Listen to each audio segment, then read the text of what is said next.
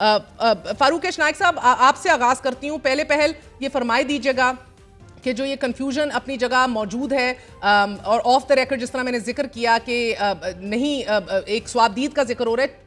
26वीं आईनी तरमीम के तहत फारूक नाइक साहब, आईनी बेंचेस के क़याम का अमल शुरू तो हो चुका है, ताहम ये अब हमने देखना है कि सीनियर जजेस को का फैसला अब ये किस तरह होगा, कौन करेगा, या कसरत राय का से फैसले किए जाएंगे। जो बात हो रही है, चीफ जस्टिस मौजूद हैं इस जुडिशल कमीशन के अंदर, बाकी दीगर जजेस कौन होंगे आपके मुताबिक?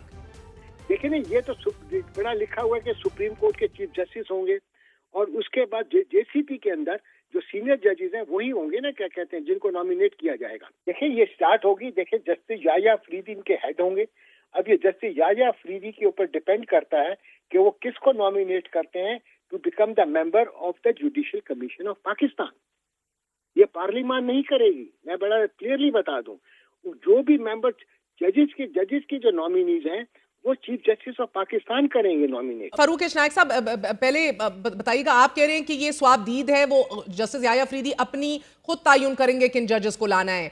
क्या जस्टिस मंसूर अली शाह और जस्टिस मुनीब अख्तर को, अब ये भी मैं पीपल्स पार्टी का मौक़िफ़ चाहती हूँ, आईनी बेंचेस में बैठने से माजरत कर लेनी चाहिए जिस तरह नून लीग चाह रही है?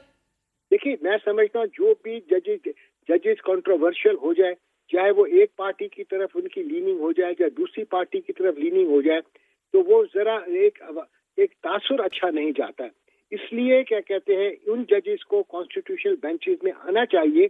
मैं समझता हूँ जिनके ऊपर कोई क्या कहते हैं ये नहीं कह सकता, एक पार्टी ये नहीं कह के ये दूसरी पार्टी का क्या कहते हैं तरफदारी करता है, या दूसरी पार्टी ये नहीं कहे ये पहली पार्टी की तरफदारी करता है। एक तासुर जो पैदा हुआ है उसको खत्म करना बहुत जरूरी है, और सुप्रीम कोर्ट की डिग्निटी एंड ऑनर के लिए बहुत जरूरी है कि ये डिवीजन खत्म होना चाहिए।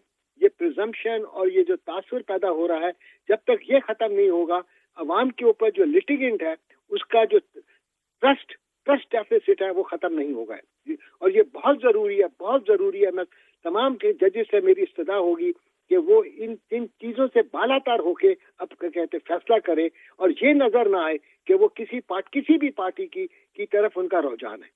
फारूक नाइक साहब, अगर आप कह रहे हैं जो कंट्रोवर्शियल हैं इसका तायुन कौन करेगा, क्योंकि कंट्रोवर्शियल तो जस्टिस मंसूर अली शाह और जस्टिस मुनीब को नून लीग ठहरा चुकी है। अब आपकी बातों से भी यही लग रहा है, और अगर आईनी मामलात में महारत रखने वाले दो सीनियर तरीन जजेस आईनी बेंचेस में शामिल नहीं होंगे तो फिर सर इस पर सवाल तो उठेंगे। अगर मर्जी के जजेस, जी बात यह है कि आप देखें ना, ऑल जजेस आर इक्वल।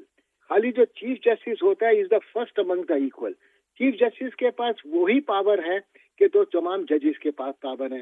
जो जस्टिस मंसूर अली शाह साहब हुए, जस्टिस मुनीब अख्तर के पास भी वही पावर है जो जस्टिस मजहर के पास पावर है, या मलिक शहजाद के पास, जस्टिस मलिक शहजाद के पास पावर है जो अभी नए आए हैं। मगर उनकी पावर, जुडिशियल पावर सेम है।